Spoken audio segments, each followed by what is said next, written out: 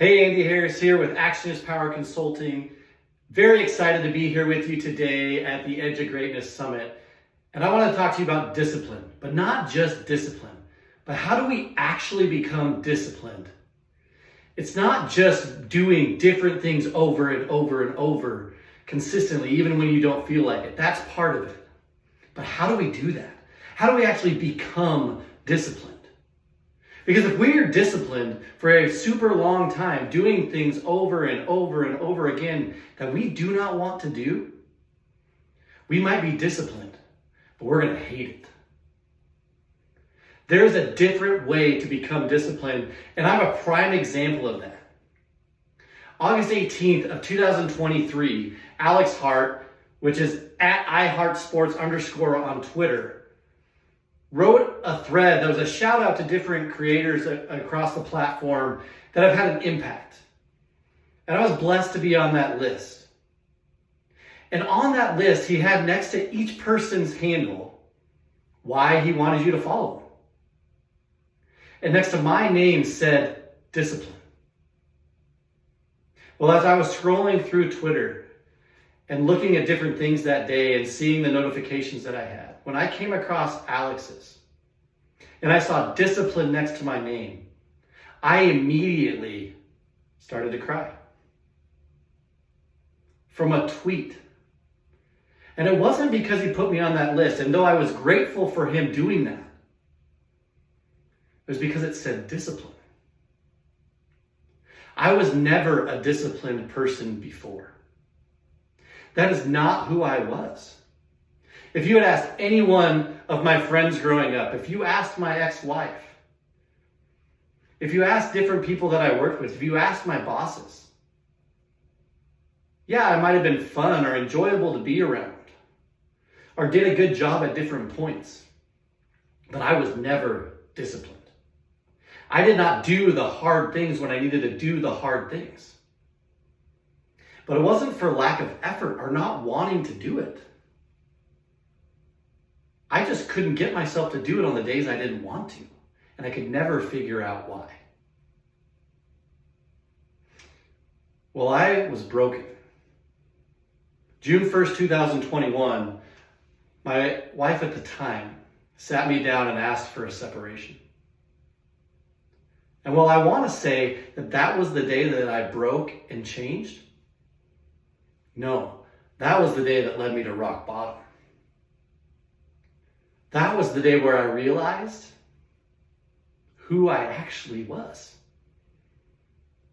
Because that day, I chose to go the opposite direction of where I needed to go. And it showed me who I actually believed that I was. It wasn't the true me, but I believed I was a certain way, and so I lived into that. And I spent 5, 6, sometimes 7 days at the bar. Because I was broken and I was hurting. And because I didn't know who I was.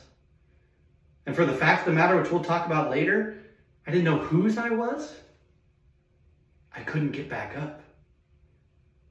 And I was just lying there on the floor, devastated.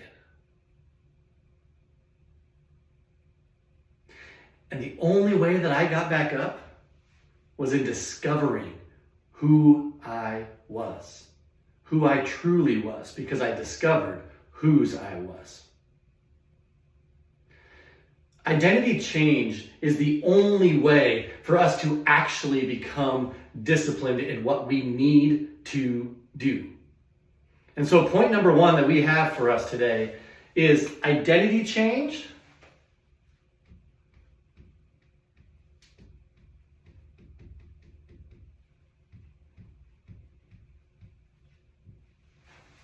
is what creates discipline.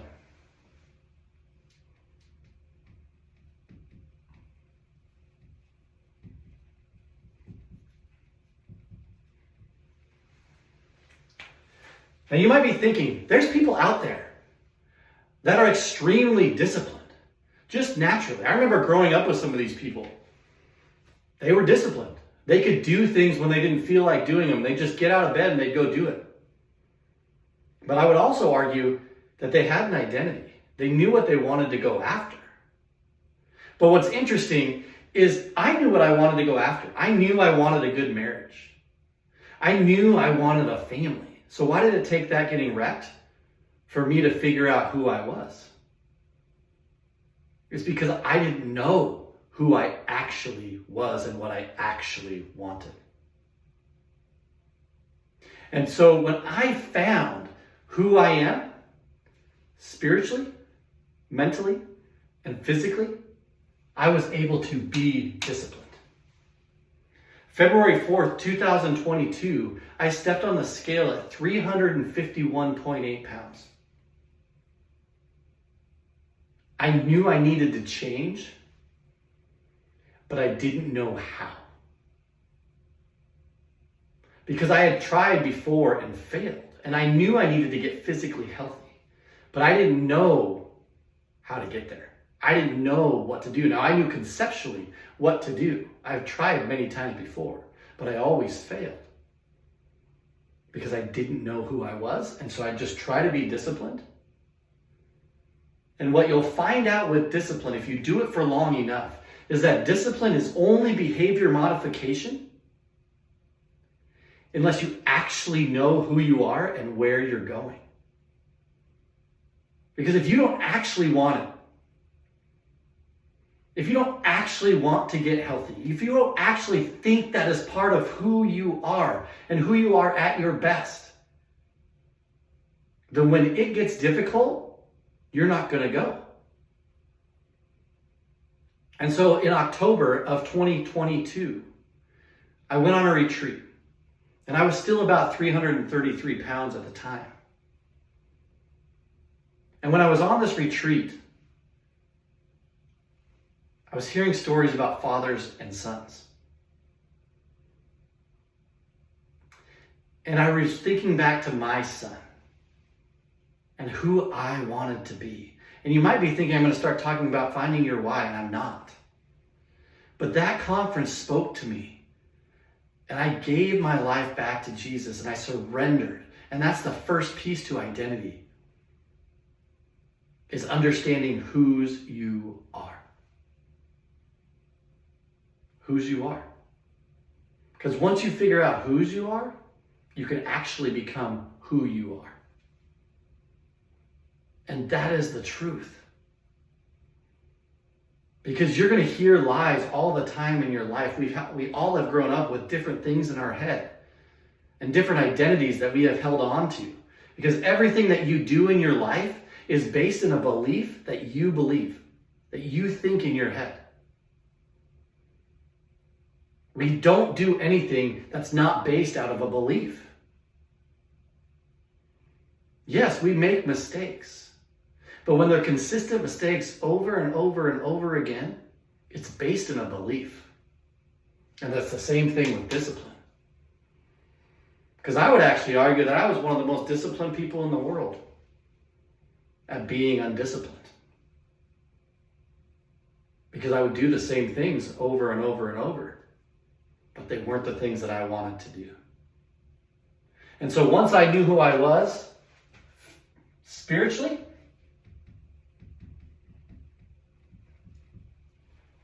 and once I knew who I was physically,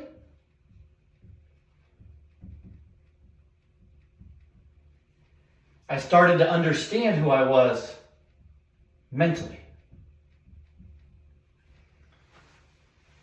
And now I know who I am. And so I'm able to actually create habits in all of these areas to continue to solidify who I am. Which brings us to point number 2. If you find your identity, you've got to continue to take action to solidify your identity. So number 2, find your identity.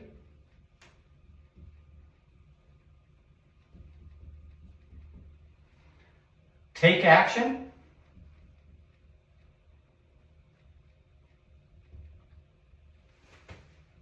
Solidify your identity.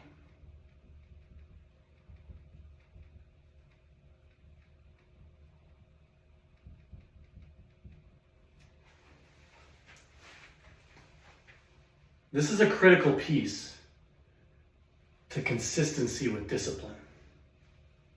Because once I found my identity, and I know there's going to be people that watch this talk that don't believe in Jesus. Okay, I'm okay with that.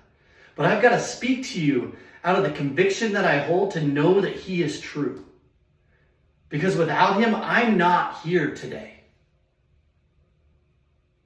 And that's the piece about where once I found my identity, I had to start taking action into my identity every single day so that my identity would be solidified. And that's where the discipline piece comes in. Number one, I knew whose I was. I knew what my identity was. That didn't mean I stepped on the scale the next day and was 230 pounds like I am today. The next day I stepped on the scale, I was still 333 pounds. So now I had to take action into who I believed that I was. And every single day that you continue to take action after knowing who you are, it starts to solidify who you are. Did I know everything about who I was when I first started? No, but I knew whose I was. I knew who I wanted to be. And now I could take action into it because it was my identity. It wasn't just something that I did. It was who I was. So on the days where I didn't want to get out of bed, I said, this is you. This is who you are. And now because it was who I was and who I am going forward, on the days I don't feel like it, I just do it. One of the things that I was asked to do by the Lord was to spend time with him every single day. You want to know why I had no identity before with him? Because I spent time with him like once a week or once a month. If you want to know someone and you want to know yourself, you got to spend time with them every single day in a relationship. And just like any relationship, you're not going to understand or want to do things. You're not going to understand them sometimes, and you're not going to want to do things with them every single day.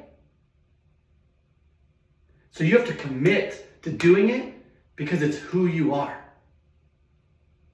When you're in a marriage, there are days where you're not going to want to be there. You're not going to want to face the hard, difficult things that you need to do, but you still have to do them. I didn't. But that's not who I am anymore. With my son, there are times where it's difficult. He's yelling, he's screaming, it's hard. He's in pain because of my decisions and our divorce. But I need to show up with him and I need to love him through it because it's who I am. I'm a good father. And I know who I am. So once you know who you are, once you've written it down, once you've created the values that you want to create, and I would suggest sitting down and writing these out. Don't write out values that you think other people want. Write out the values that are you. These are your values. But I firmly believe that all of us are tied to these three. That we need to, every single day, do something spiritually well to solidify our identity spiritually. That we need to create a habit physically so that we can be healthy and show up as our best selves. And that these two will actually help the mental side, but to also continue to speak into yourself of who you are every single day. Because that's the thing and the tricky thing with identity. If you find your identity, but then you don't take action. You know me, I talk about action is power. If you just have the knowledge, if you just have it up here, I am this person, but you don't take action, the evidence will suggest otherwise. And if the evidence suggests otherwise, it's going to be really easy to go back to the other self that you used to be that was not disciplined. So we need to start stacking wins every single day so that our brain sees the evidence that that's our identity. And when you know who you are, you can do that every day and continue to stack the evidence that will then begin to solidify your identity. And the last point that I have for you today is that discipline by itself does not equal freedom. And I love Jocko Willink, so don't take that the wrong way. I enjoy his message, and I think he's correct in a lot of ways. But discipline does not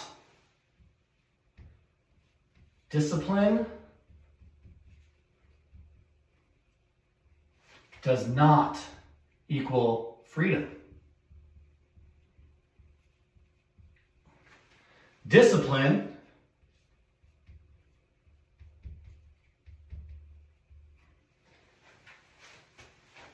in your true identity equals freedom.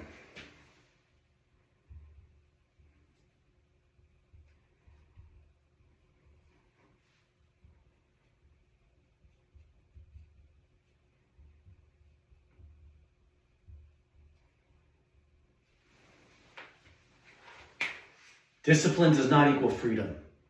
Discipline in your true identity equals freedom. Here's what I mean. The old me could never be disciplined. And even if I was one of the people who naturally was a disciplined person, I would have hated it. And I believe that there are people out there that are disciplined, that are maybe even watching this message and are disciplined in their life, but they're disciplined not into who they are. They're just disciplined. They just do what they need to do, but they don't have joy. Have you ever met that person?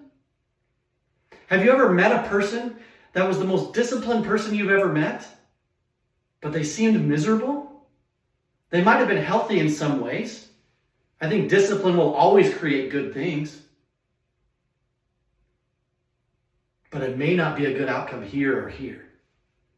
Because if you're not living into who you actually are and you're just doing something because you want to do it and you think it's a good thing, then it's not you.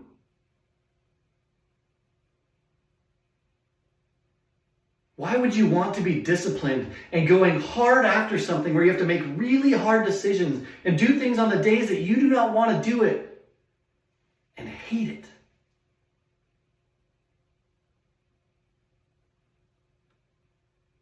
Now, does that mean that we don't show up physically and do the things that we need to do each day? No, but we do the things that we need to do physically. Is that walking every day and not setting foot in a gym? Okay. You don't want to have muscles like me or other people. You don't care about that, but you want to be healthy. You want to have a good heart. What if you hate meat and you don't want to eat meat? Well, then you're not going to have a high protein diet like me that eats a lot of meat. And that's okay. But you need to be disciplined health-wise within that so you can still have the outcomes that you need in your life. And it's the same thing mentally.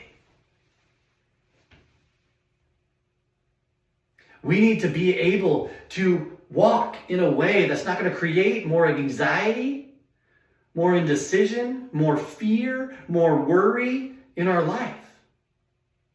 If you're more disciplined than I am or I was, but you're not walking into who you truly are, then mentally, you're not actually gaining freedom. You're just gaining anxiety. You might be really disciplined and really healthy physically, but you're just gaining anxiety.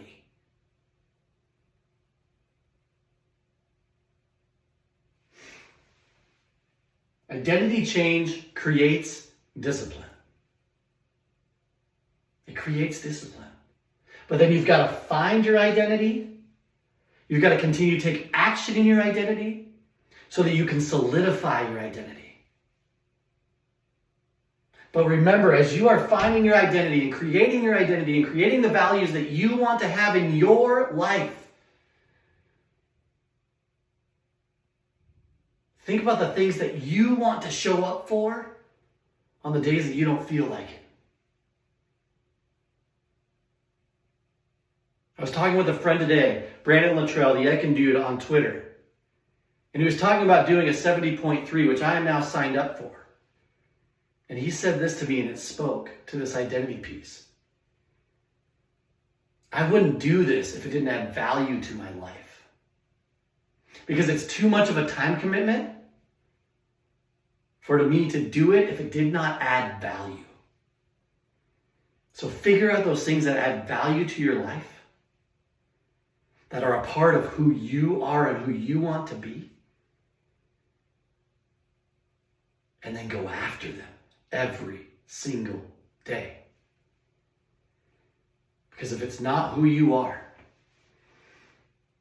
if it's not deep down the person that you were made for this world to be, then there's absolutely zero reason for you to be disciplined in it. Zero.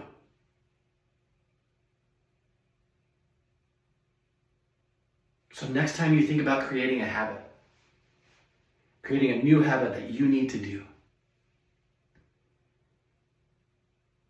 ask yourself that question. Is this who I am? And is it going to bring value to my life and to the other people that are around me in my life? Because if it doesn't, it's not going to equal freedom for you. You might be disciplined, but there won't be any freedom. Identity change is the true way that we become free in this world. And I want to end with this, with spirituality. I've talked about physical and mental these last 2 points. But in the actual reality of my life, to know who I am truly, and I believe this to be true for you as well, to actually know who you are in this world and where you need to go to become disciplined in the right things, you have to know whose you are. And that's Jesus' child. You are a son and daughter of him. And you can let go of everything. Any mistake that you've made in the past, I need you to understand this. The old is gone, the new has come. You do not have to walk in fear any longer. And I know this isn't a summit about Christianity, but I need you to understand, because I'm so passionate about this with identity, I should be dead and gone in this world, or in prison for the rest of my life, from a mistake I made choosing to drive drunk about 2 years ago. I shouldn't be here. And now I'm living a more fulfilled life than I've ever lived, while doing harder things than I've ever done and facing pain that I never wanted to face, because I know whose I am. 2 Timothy 1:7 says, "For I did not give you a spirit of fear, but a spirit of power, of love, and of self-discipline." And I want to end with this. I went on a walk with the Lord around our trail here in Wenatchee. And I asked him, God, why am I not someone who's ever been self-controlled? But now, for some reason, I am self-controlled. Why am I able to walk in discipline? And clear as day, in a feeling, in a thought, that's how he speaks to me. He said, because it's a fruit of the Spirit, and you never had the Spirit. And now, because I know whose I am, I know who I am, and I can walk every day spiritually, physically, and mentally into my full and true identity. Thank you.